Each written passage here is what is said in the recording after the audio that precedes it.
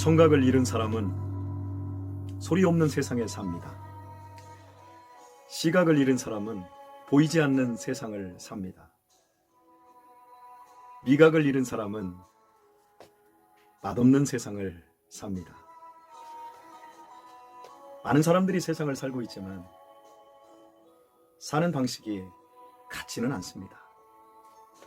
각자의 나름의 방식으로 보고 듣고 느끼고 사는 겁니다. 믿음은 영적 감각입니다. 믿음을 통해서 영적 세계를 감각하는 거지요. 믿음 없으면 영적인 삶을 살 수가 없습니다. 그저 육적인 삶을 살아가는 거지요. 하나님이 살아계시지만 믿음 없는 사람은 하나님을 느낄 수가 없습니다. 하나님을 볼 수도 없습니다. 더욱이 하나님의 복도, 하나님의 사랑도 받을 수 없습니다. 매우 불행한 거지요.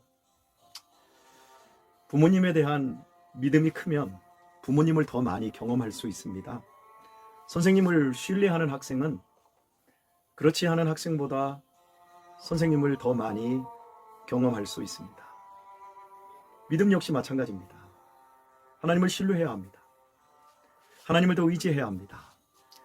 우리에게 영적 감각이 있다고 한다면 나 하나님 알아 하는 정도가 아니라 그 하나님을 더 적극적으로 구체적으로 사랑하고 알아가야 되고 의지해야 되고 또 닮아가기를 원해야 됩니다.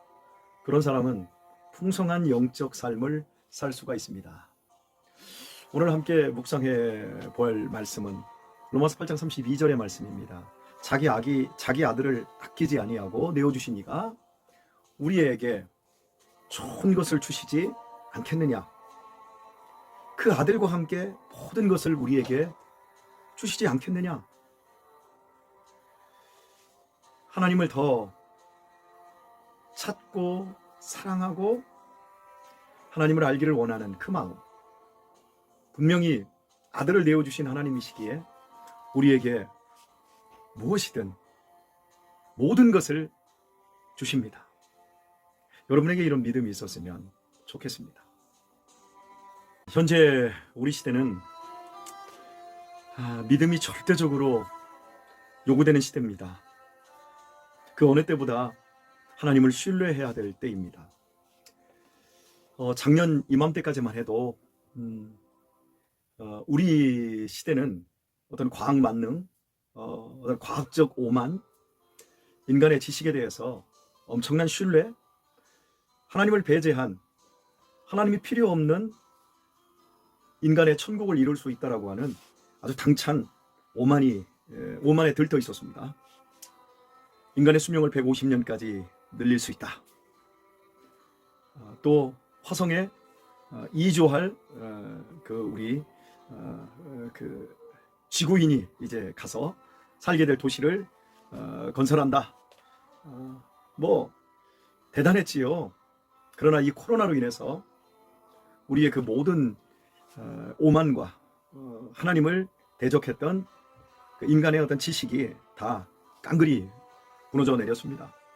세계 최고의 시스템을 자랑하는 미국, 영국, 이거 다 무너졌지요. 의료 시스템, 물론 지금 현재 우리나라도 버겁지만 유럽 선진 국가들이 힘을 못 쓰고 있는 것이 사실입니다. 경제적인 상황은 1930년대에 있었던 세계 대공황보다 지금이 더하다고 합니다. 그리고 앞으로 더 어려워질 거라고 말을 하고 있습니다. 코로나가 뭡니까? 감기보다 약간 센 바이러스 아니겠습니까? 그런데 이게 전염성이 강하다 보니까 사실은 치사율도 그렇게 높지 않거든요. 그런데 지금 우리 인류가 맥을 못 추고 불안에 떨고 있습니다. 모든 경제라든지 지금까지 추구해왔던 많은 그 인간의 삶의 지향점들이 다 바뀌어버렸어요. 꿈의 직장들이 대부분 사라질 거라고 하는 예측들을 지금 하고 있습니다. 돈 있고 또 어떤 전문성을 갖고 또 굉장한 지식을 축적한 사람들은 뭐 승승장구하던 이런 시대였었는데 그런 것들이 이제 다시 한번 큰 위기 앞에 직면해 있는 거지요. 지금 우리 청년 세대가 지금 가장 민감하게 이 코로나 이후에 그 어려움과 그 불안함을 더 많이 느끼게 될 것입니다. 여러분들이 대입을 하는 과정까지 얼마나 치열했습니까? 그리고 취업 대단히 어렵지요. 하지만 알아야 될 것은 어려운 치열한 대입이나 취업은 이제 여러분의 인생의 시작에 불과하다는 거지요.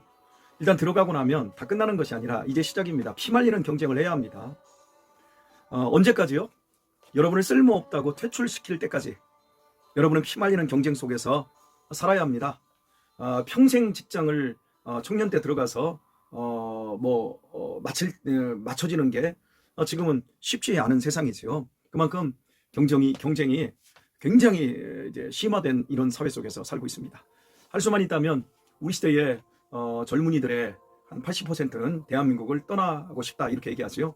그런데 아십니까? 대한민국 떠나도 그 어떤 곳, 어떤 세계도 편안하고 우리들이 쉼을 가지며 살 수 있는 지상 낙원과 같은 것은 없다라고 할 수 있을 것입니다. 기가 막힌 오늘입니다.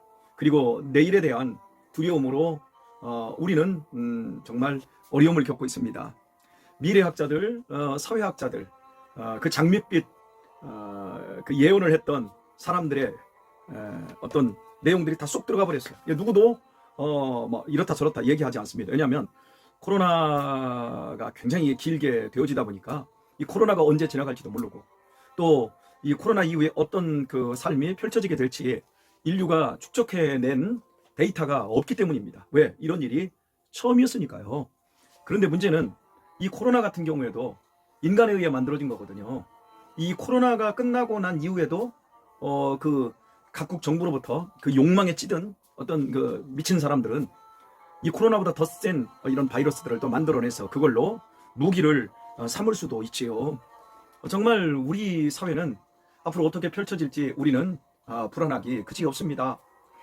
어떻게 이 코로나가 끝나도 경제를 회복시켜야 되는지, 어떻게 사회적인 안정을 위한 길로 가야 할지, 실은 이 코로나로 말미암아 코로나보다 더한 어떤 문제들, 인류가 직면한 위기들을 지금 잠시 유보하고 있는 상태이지, 지금 우리는 거대한 위기 앞에 있거든요.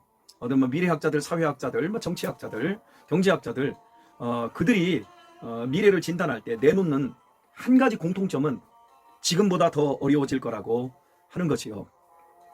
여러분은 불안하지 않습니까?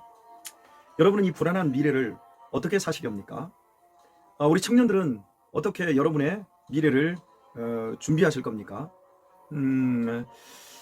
우리 젊은 세대들은 앞으로 살아가는 인생이 이제 알게 되어질 겁니다. 지뢰밭과 같다라고 하는 것. 내가 지금 걷고 있는 것이 꽃길이 아니라고 하는 것. 결혼식장에 가면 꽃길만 걸어라 그렇게 얘기해도 실은 살아보면 인생이 가시밭길이 더 많고요. 그리고 외길 벼랑길 같은 그런 곳을 지나갈 때가 더 많다라는 것을 알게 되어질 것입니다.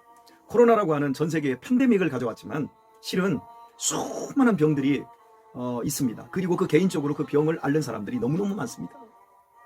코로나에 집중하다 보니까 개인적인 병은 굉장히 작은 것처럼 느껴지지만 실제 이런 개인적으로 겪는 인간 세계에 있는 한 5만 가지도 넘는 그런 병들이 우리의 몸에 침투를 했을 경우 상당한 고통 속에서 삶의 질이 낮아지고 결국 죽음의 길을 헤매게 되어지죠. 암이라고 하는 것 하나만 생각해봐도 마찬가지지요. 여러분, 그게 내 인생에서 오지 말라는 법이 없어요. 올 수 있는 확률이 훨씬 많습니다. 한국 남자, 성인 남자 중에 한 명은 나중에 암에 걸린다고 하지 않습니까? 그렇다면 그런 어려움들이 누구에게나 있어요. 여자들에게 부인병이 올 수 있고요. 자, 그렇다면 그런 개인적으로 우리의 그 인생길에 이 코로나보다 더 무서운 병들이 있는데 여러분, 아무것도 보장된 게 없습니다. 그리고 식생활이 굉장히 많이 바뀌어서 예전에는 병 같지도 않았던 것들을 이제는 성인병이라고 하는 말로 이제 병을 갖게 되었고, 이제 그 성인병이 성인만 걸리는 게 아니라 그 어린 아이들에게도 걸리기 때문에 이제 생활병이라고 이름을 바꿔서 수준을 내리지 않았습니까? 그 외에도 여러분은 실패할 일이 없을 것 같지요. 웬만하면 실패하지 마십시오. 그런데 우리는 인간관계의 실패, 가정의 실패, 그리고 사업의 실패, 어떤 경제의 실패, 다양한 실패가 우리 앞에 도사리고 있습니다. 그 실패를 여러분 어떻게 헤쳐나가실 겁니까? 요행이 나는 병도 안 걸리고 나는 뭐 경제적으로 가정적으로 난 실패하지 않았다, 나는 성공할 수 있다, 아니 그렇게 인생을 살았다고 해봅시다. 그러나 모든 인생에게 틀림없이 기다리고 있는 사실, 절대 피할 수 없는 그 현실이 하나가 있습니다. 그것은 죽음입니다. 여러분에게 죽음이 왔을 때 그 죽음을 어떻게 극복하실 것입니까? 그리고 죽음으로 인생이 끝나지 않다는 것을 우리는 알고 있습니다. 한 번 죽는 것은 사람에게 정하시는 것이요 그 후에는 심판이 있으리니, 죽음도 두려운데 우리의 삶에 대해서, 우리가 살아낸 삶에 대해서 하나님께서 다 심판하신답니다. 내 삶 전체를 하나님께서 다 보고 계시고 내 삶을 결국에는 심판하신다라고 하는데, 여러분의 인생을 어떻게 사시려고 하십니까?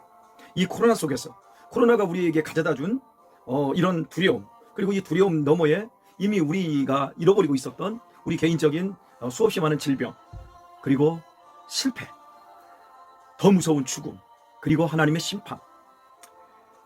여러분, 지금까지 여러분이 어떻게 사셨습니까? 그리고 앞으로 살 일은 또 어떤 식으로 꼴쥐어 내시려고 하십니까? 여러분은 그 삶을 누구랑 함께 가면, 누구랑 함께 살면 안심할 수 있나요? 우리 자녀들은 부모만 있으면 든든하게 생각되어질 겁니다. 그러나 우리 부모들에게 한번 물어볼까요? 우리 자녀들이 코로나에 걸렸다고 해봅시다. 부모가 해줄 수 있는 게 있나요? 없습니다. 분리되는 것밖에 없습니다. 언제까지 부모님이 자식들의 피난처가 될 수 있고 안식처가 되어줄 수 있을까요? 막상 가족 중에 누군가에게 병이 하나 걸리면 그 부모가 해줄 수 있는 것이 없다는 것을 깨닫게 되어집니다. 인생의 무력함, 무능함을 알게 되어지는 겁니다.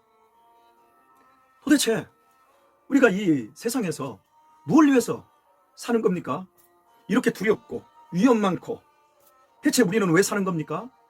과연 우리는 삶에 대해서 답을 얻었고 그 삶에 대해서 정말 안심하게 인생을 살고 있는 것입니까? 보통 이런 얘기를 하면 사람들은 굉장히 싫어합니다. 뭐 사는 것도 버겁고 바쁜데 뭐 그런 것까지 얘기하냐? 왜 그럴까요? 귀찮아서일까요? 아닙니다. 두렵기 때문입니다. 내 인생의 실존 앞에 직면하기 싫은 겁니다. 두려우니까 정면으로 맞닥뜨릴 용기가 없는 겁니다.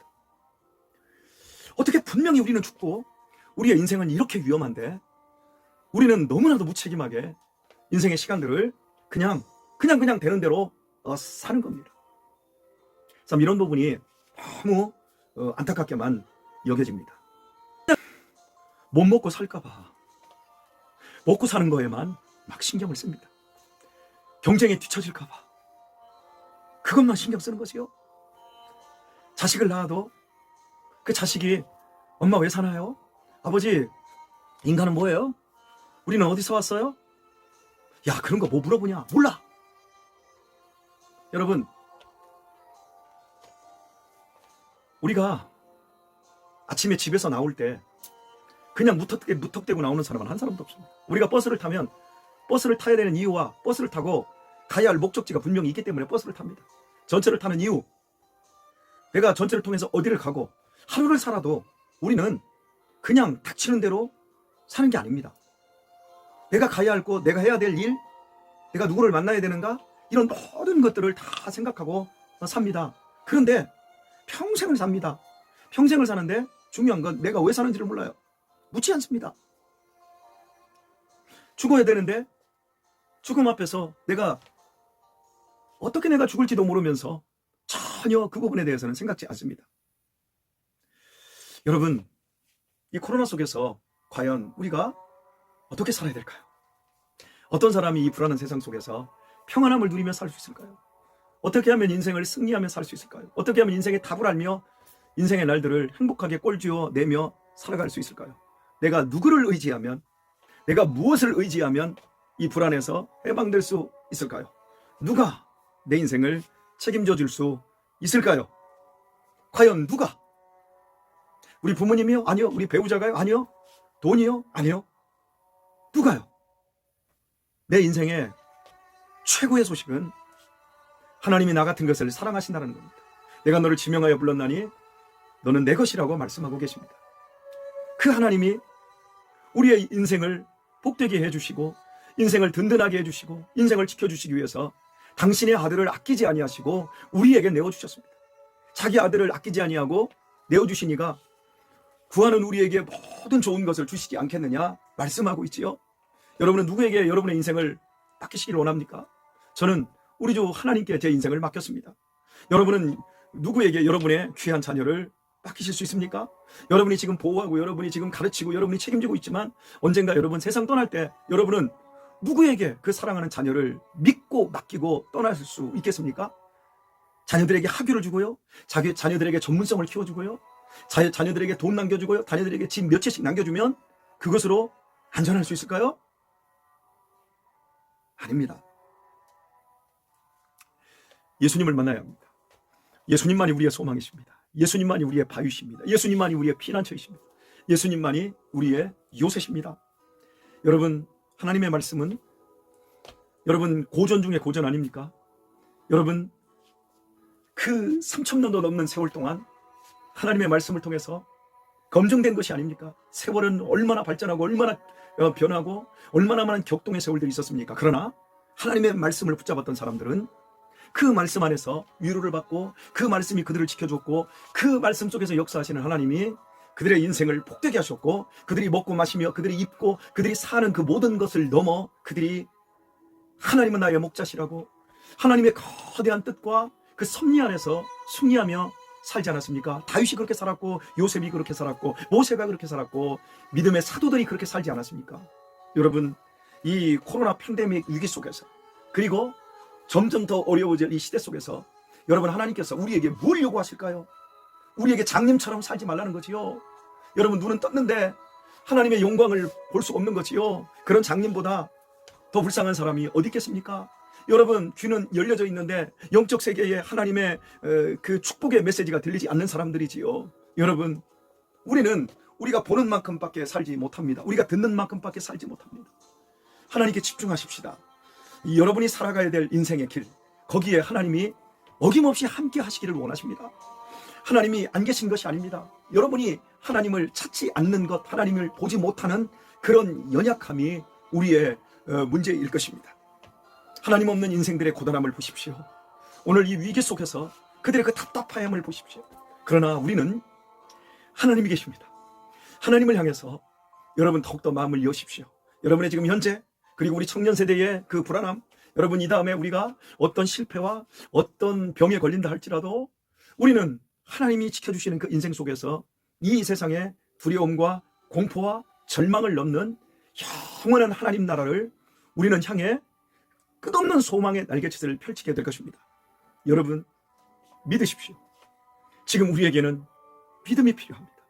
지금 우리에게는 복음의 실제가 필요합니다. 믿음은 바라는 것들의 실상입니다. 믿음은 바라는 것이 아니라 바라는 것의 실제가 되는 겁니다. 보이지 못하는 것들, 보지 못하는 것들의 증거입니다. 여러분이 믿으면 증거를 보게 될 것입니다. 여러분이 믿으면 축복의 실상을 경험하게 될 것입니다. 세상의 모든 질서, 세상의 모든 환경, 세상에서 여러분을 옥죄이고 여러분을 두렵게 하는 그 모든 것으로부터 여러분 하나님께로 향하여 눈을 드십시오. 하나님은 여러분에게 오늘 이렇게 말씀하고 계십니다. 두려워 말라, 내가 너와 함께함이니라. 놀라지 말라, 나는 네 하나님이 됨이니라. 내가 너를 굳세게 하리라. 참으로 나의 의로운 오른손으로 너를 붙들리라. 참으로 내가 너를 도와주리라. 우리 주님이 말씀하고 계십니다. 올 한 해를 마치면서 수고하셨습니다. 올 한 해 정말 감사합니다.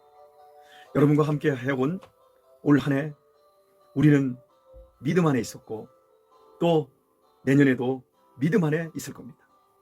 하나님이 여러분과 여러분의 가정과 여러분의 모든 앞길 위에 함께 하시고 자기 아들을 아끼지 아니하시고 내어주신 그 하나님이 여러분에게 모든 것을 더하여 주심으로 말미암아 믿음을 실상으로 갖고 믿음을 증거로 갖는 우리 성도님들이 되어지실 것입니다.